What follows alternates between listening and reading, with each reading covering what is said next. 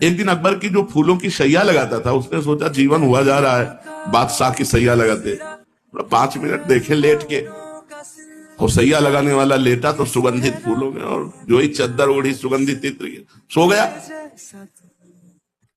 नींद आ गई।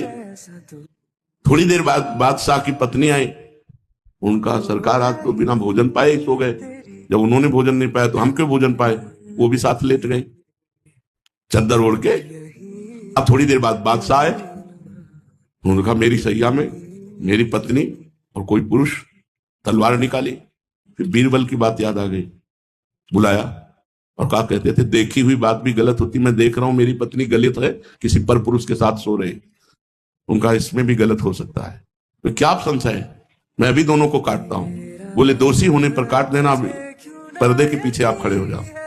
पर्दे के पीछे खड़े किए, और जब चद्दर हटाया तो फूल बिछाने वाला, उसको जगाया कि रानी न जग पाए। उसके तो होश खराब हो गए कि मंत्री, बीरबल मंत्री भी थे, इसमें कैसे सो गया, मालिक क्षमा करो, जीवन भर सैया लगाते हो गया, तो सोचा था कि तो सो गए, तुम्हारे साथ कौन सो रहा है, कोई नहीं, हम तो अकेले सो रहे। बादशाह पर्दे के पीछे खड़ा, बादशाह पता पाए तो काट डालेंगे, भाग यहां से, उसको भगा दो। रानी को उठाया, वो उठी, आज बहुत जल्दी आप सो गई। बोले हाँ बादशाह आकर सो गए थे तो इसलिए हम भी सो गई। तो आपने बादशाह से कोई बात की? नहीं, वो सो रहे थे इसलिए हम भी सो रहे थे। तो ठीक है, अब आप जाइए और बादशाह की भोजन की व्यवस्था कीजिए।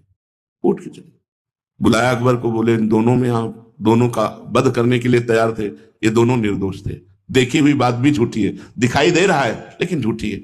ऐसे ही हम किसी